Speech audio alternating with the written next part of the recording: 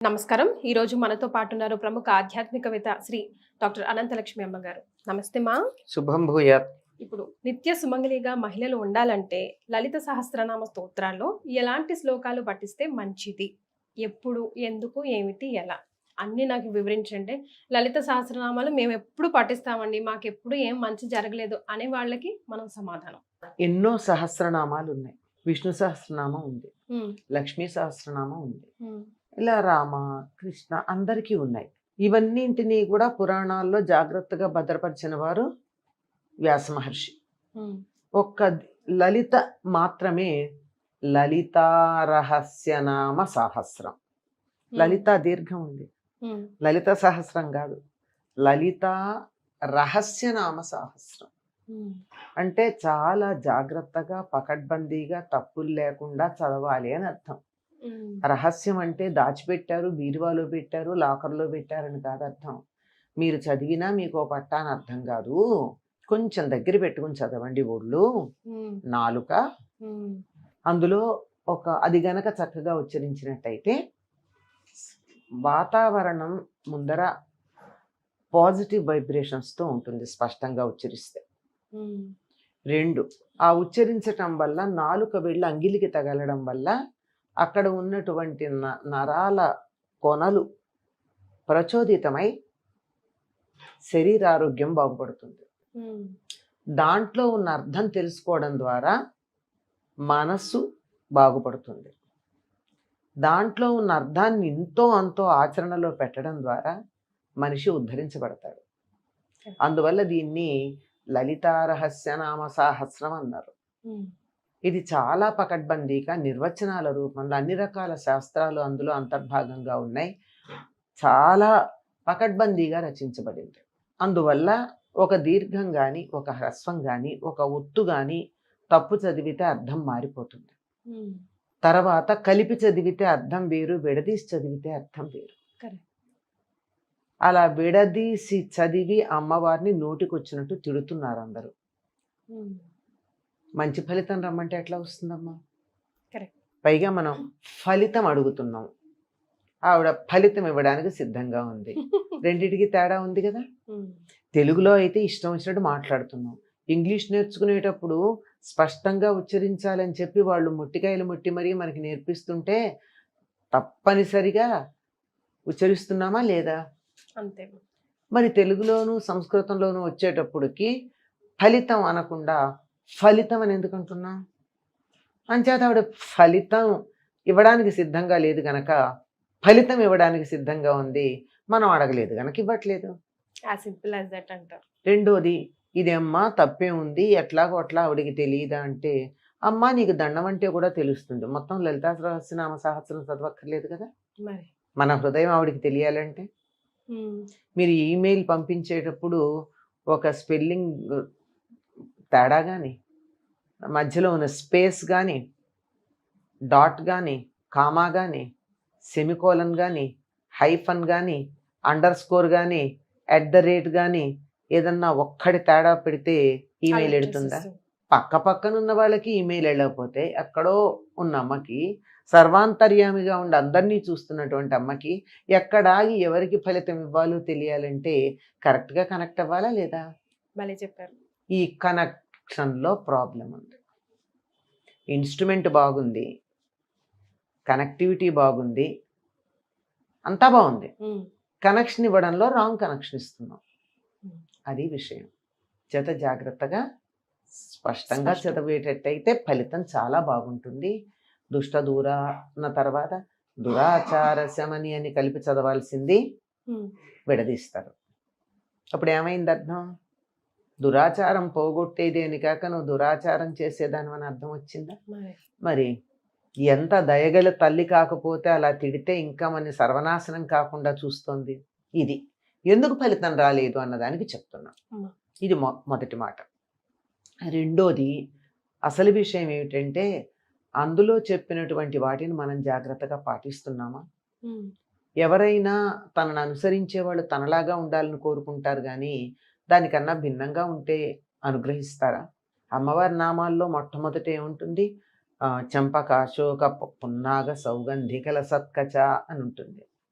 చెంపకము, అశోకము, పున్నాగము మొదలైనటువంటి పూలతో లసత్ ప్రకాశిస్తున్న కచ జుట్టు కలిగినటువంటిది. ఆవిడ ఎత్తిపెట్టిన చేతుల కన్నా జుట్టు ముడిలో ఉన్న పూలు కనపడుతున్నాయి. అంటే ఏమిటి అర్థం? చక్కగా జుట్టు ముడి వేసుకుని పువ్వులు పెట్టుకుంది. మీరు విరబోసుకుని ఆవిడ్ని పూజిస్తే ఆవిడికి నచ్చుతుందా? జుట్టు విరబోసుకోవడం రాక్షసుల లక్షణం. మరి జుట్టు విరబోసుకుని ఆవిడ్ని పూజిస్తే రాక్షస లక్షణంతో పూజిస్తూ ఉంటే జుట్టు ముడేసుకున్న అమ్మవారిని ఆవిడ అనుగ్రహించాలంటే కొంచెం ఆలోచిస్తుందా లేదా? ముఖ చంద్ర కళంకాభ మృగన అభివిశేషక అని నామం ఉంది. అక్కడ మనం ఏం చేస్తాం? మృగ చంద్ర కళంకాభ అని చదువుతారు. ముఖము అనే చంద్రుడికి మచ్చలాగా ఉన్నదానా అంటారు. అమ్మవారి మచ్చ కాదు కదా. ముఖ చంద్ర కళంకాభ మృగన అభివిశేషక. ముఖము అనేటటువంటి చంద్రుడిలో మచ్చలాగా ఉన్న కస్తూరి బొట్టు కలిగినటువంటిది. అమ్మవారి ముఖం చంద్రుడు, అందులో పెట్టుకున్న బొట్టు కస్తూరి బొట్టు చంద్రుడిలో ఉన్న మచ్చ లాంటిది. మరి మనం ముఖాన బొట్టు లేకుండా అమ్మవారిని పూజిస్తే ఆవిడ అనుగ్రహించాలని ఎలా కోరుకుంటాం మనం? ఒక వృత్తి చేసేవాళ్ళు ఒక యూనిఫామ్ వేసుకుంటారా లేదా? ఒకప్పుడు మన దేశంలో ఆంగ్లేయులు పరిపాలించే రోజుల్లో అప్పుడు మొదలైంది ఉద్యోగాలకు వెళ్ళేవాళ్ళు ప్యాంట్లు షర్ట్లు వేసుకోవడాలు లాంటివి.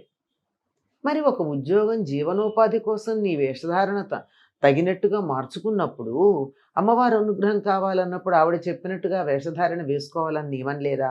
ఎందుకు అనుగ్రహించలేదు అంటే ఇలాంటివి 100 కారణాలు చెప్తాం. చేత ఆ కారణాలు అటుంటే ఇందులో ప్రత్యేకంగా ప్రార్థించాల్సింది ఏమిటంటే అసలు మొత్తం చదవడమే చాలా మంచిది. ఇందులో ఒక సుమంగళి ఎలా ప్రవర్తించాలో చాలా చక్కగా చెప్తారు. ఎంత బాగా ఉంటుంది అంటే దీనికి వ్యాఖ్యాన రూపంగా ఉన్న సౌందర్యలహరిలో అమ్మవారి మోకాళ్ళు ఎందుకు కొంచెం కఠినంగా ఉంటాయి? శరీరంలో కాస్త కఠినంగానే ఉంటుంది మోకాళ్ళు. ఎందుకంటే భర్త రాగానే వెళ్ళి ఆయన పాదాలకు నమస్కారం చేయడం వల్ల నేలకు ఎప్పటికప్పుడు ఈ మోకాళ్ళు తగులుతూ గట్టిపడ్డాయి అంటాడు. అర్థం చేసుకోవాలి కదా. ఇలాంటివన్నీ చాలా జాగ్రత్తగా మిగిలిన వాటిల్లో ఉంటే కామేశబద్ధ మాంగళ్య సూత్ర శోభిత కంధర. కామేశ్వరుని చేత కట్టబడినటువంటి మంగళసూత్రము చేత ప్రకాశిస్తున్న కంఠము కలిగినటువంటిది అమ్మవారి కంఠసీమలు. ఇక్కడ కామేశ్వరుడు కట్టినటువంటి మంగళసూత్రం ఉంటుంది. మొదటి నామం నుంచి కనీసం ఈ నామం దాకా తప్పనిసరిగా తప్పులు లేకుండా చదివినట్టయితే, మళ్ళీ చెప్తున్నా, తప్పులు లేకుండా చదివినట్టయితే ఒకదానికి ఒక అర్థం వస్తుందని చెప్పాను కదా. ఒకదానికి ఒక అర్థం రాకుండా తప్పులు లేకుండా గనక చదివినట్టయితే తప్పనిసరిగా స్త్రీలకి 5వ తనం ఎక్కువగా ఉంటుంది. ఇది అమ్మవారిని పూజిస్తే సరిపోయిందా? ఆవిడని అక్కడ పూజించి బయటకు వచ్చాక ఏడిపించుకు తింటున్నాడు, నన్ను నా ప్రాణానికి దొరికాడు అని భర్తని విసుక్కుంటూ ఉంటే ఏం ఫలితం ఉంటుంది? అమ్మవారిని ఏడిపించకుండా చూస్తుంది, అయిపోయింది. సింపుల్. అవునా కాదా? ఏడిపించకుండా చూడాలంటే అతని స్వభావం మారదు గనక జరిగేదేమిటి? అంచేత అమ్మవారిని పూజించటంతో పాటు పతివ్రతల చేత పూజించబడితే సంతోషించేది అని ఉంది. అంచేత నీకు పాతివ్రత్యం కలిగి ఉండాలి. పాతివ్రత్యం అంటే భర్త కొడితే పడమని కాదు, కొట్టకుండా ఉండేట్టు చూడాలి. చాలా మార్గాలు ఉన్నాయి కొట్టకుండా ఉండేట్టు. ఒకటి, కొట్టే ఛాన్స్ ఇవ్వకుండా నీ బిహేవియర్ మార్చుకోవడం ఒకటి, మొదటిది. కొట్టే స్వభావం మారేట్టుగా ప్రవర్తించడం ఇంకోటి. 2 రకాలుగాను ఉండొచ్చు. కనుక అమ్మవారు చెప్పినట్టుగా ప్రవర్తించడం చాలా ప్రధానం. కనీసం ఈ నామాల దాకా చదివినట్టయితే చాలా ప్రయోజనం ఉంటుంది. ఇంత కుంకుమ అమ్మవారి ముఖాన పోసేయడం అన్నది మాత్రమే ప్రధానంగా పెట్టుకోకుండా ఆవిడ కళ్ళల్లో పడి పాపం కళ్ళు మండవా, జాగ్రత్తగా వేయాలి. ఆవిడ్ని మనం ఒక మనలాంటి దానిగా భావన చేసి కదా చేస్తున్నాం. అంత జాగ్రత్తగా చేసినట్టయితే ముందర త్రికరణ శుద్ధిగా చేయాలి. అంతర్ముఖ సమారాధ్య బహిర్ముఖ సుదుర్లభ. అంతర్ముఖంగా ఆరాధన చేసినప్పుడు చాలా బాగా ఫలితం వస్తుంది. బహిర్ముఖంగా చేస్తే కొంచెం కష్టమే అమ్మవారిని పొందడం. మొదలెట్టాలి, బహిర్ముఖంగానే మొదలు పెట్టాలి, కానీ అంతర్ముఖంగా బాగా ఆరాధించాలి అని చెప్తారమ్మా. ఒక్క నామం అంటూ చెప్పలేం కానీ అసలు ఇద్దరినీ కలిపి ఒకటిగానే చూస్తాంగా. శివపార్వతులు ఇద్దరిని అర్ధనారీశ్వరులుగా ఉమ్, ఆ భావనతో ఉన్నట్టయితే అమ్మవారికి పరిపూర్ణంగా త్రికరణ శుద్ధిగా మనం ప్రార్థన చేసినట్టయితే అమ్మ అని పిలిచాం. మొదటి నామంలో శ్రీమాత అని ఉంది. అమ్మ తల్లి అని పిలిచాం. అదే కదా సంబంధం. ఎక్కడికి తీసుకెళ్తుంది ఆవిడ? శివశక్తి ఐక్య రూపిణి. శివుడు శక్తి కలిసి ఉన్నటువంటి ఏకరూపంతో ఉన్నది. ఏకరూపంతో ఇద్దరు ఉన్నారంటే విడిపడడం కానీ ఒకళ్ళు ముందు ఒకళ్ళ తర్వాత వెళ్ళిపోవడం కానీ కాక శాశ్వతంగా కలిసి ఉంటారు కదా. మరి ఈ నామం దాకా చెప్పాలి. చెప్పాలి. 999వ నామం శివశక్తి ఐక్య రూపిణి అని. మరి అక్కడి దాకా అన్నా చెప్పాలి. ఒక్కటి అంటే షార్ట్ కట్లు ఎప్పుడు అంతగా పనిచేస్తాయా అంటే ఏమో అనుమానమే. కనుక కనీసం ఇదన్నా చేస్తూ ఏమీ లేకపోయినా కుదరకపోయినా ఈ 3 వేళ్లతో కుంకుమ తీసుకుని, ఉమ్, ఈ 3 వేళ్ళు, అమ్మా. ఈ వేలు కాదు, ఈ మధ్య 2 వేళ్ళు, ఈ వేలు కుంకుమ తీసుకుని శ్రీమాత్రే నమః, శ్రీమాత్రే నమః, శ్రీమాత్రే నమః అని 3 సార్లు 3 చిటికెలు కుంకుమ అమ్మవారికి వేసి త్రికరణ శుద్ధిగా మనస్ఫూర్తిగా నమస్కారం చేసుకోండి. ఓపికందా లలితా రహస్యనామ సాహస్రం తప్పులు లేకుండా చదవండి. ఇంకా కొంచెం ఓపికందా ఖడ్గమాల చదవండి. ఖడ్గమాలలో బీజాక్షరాలు పక్కకు పెట్టి చదవాలి. ఉమ్, ఉపదేశం లేని వాళ్ళు బీజాక్షరాలు చదవకూడదు. ఓకే. ఆ తరువాత ఆ పైన ఇంకా ఓపికంటే త్రిశతి చదవండి. ఉమ్, ఇంకా ఓపికంటే సౌందర్య లహరి చదవండి. ఇంకా ఓపాన శక్తి మీకు ఏదుంటే అది. ఏమీ లేదండి, నాకు చాలా ఎక్కువ పనుంది, ఇంట్లో వాళ్ళకి సేవ చేసుకోవాలి, పిల్లల్ని చూసుకోవాలి, అత్తగారిని చూసుకోవాలి, మామగారిని చూసుకోవాలి, మా ఆయనకు ఉద్యోగంలో 24 గంటలు 20 గంటలు ఉద్యోగంలోనే ఉంటాడు, నేను ఇవన్నీ చూసుకోవాలి, మధ్యలో కూర్చుని పూజ చేయడం అనేది నాకు ఎక్కువగా కుదరదు, ఇంటి వ్యవహారాలు సర్దుకోవాలి. శ్రీమాత్రే నమః నమస్కారం చేయండి. చేసేటప్పుడు ఇంకోటి ఏం చేయాలో తెలుసా? అమ్మా. పిల్లలకి చేసేటప్పుడు వాళ్ళంతా అమ్మవారి స్వరూపాలను చేయాలి. అత్తగారికి చేసేటప్పుడు ఆవిడ కూడా అమ్మవారి స్వరూపం చేయాలి. భర్తకి చేసేటప్పుడు సాక్షాత్తు కామేశ్వరుడు అన్నది అంటే అమ్మవారి యొక్క భర్త భగవంతుడు అని చేయాలి. తనని తాను శ్రీమాతగా భావించుకుని చేయాలి.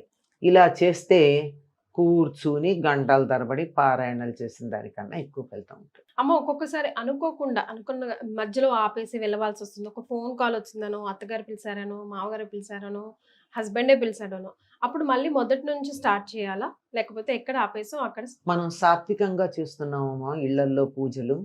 మనమేమి తామసికము రాజసికము కాదు కదా. అది కూడాను తర్వాత ఏమంటారు వామాచారం కాదు కదా. ఒక దీక్ష ఏం తీసుకోలేదు కదా, మామూలుగా అనుకుంటున్నాం కదా. మధ్యలో ఆపినా అక్కడికి నమస్కారం చేసి అమ్మా నువ్వే ఆ రూపంలో పిలుస్తున్నావని పెడుతున్నాను అని చెప్పి వెళ్ళి అటెండ్ అయ్యి వచ్చేయండి. లేదు నేను ఏదో నాకు ఒక కోరిక ఉంది, నేను రోజుకి 5 సార్లు 3 సార్లు చదువుతాను అని దీక్ష పెట్టారనుకోండి, ఓ కోరిక కోరుకుని దీక్షగా చేస్తే మాత్రం కదలకూడదు అయిపోయే వరకు. అలాంటిది ఏం లేకుండా చేసినట్టయితే ఏం పర్వాలేదు. రైట్. సో మీలో ఎవరైనా ఏదైనా మిస్టేక్స్ అమ్మ చెప్పినవి చేస్తుంటే కరెక్ట్ చేసుకొని చదివి చూడండి, ఫలితం తప్పకుండా వస్తుంది. ఫలితం వస్తుందని చెప్పారు కదా, వస్తుంది. అది నమస్కారం. శుభం భూయాత్.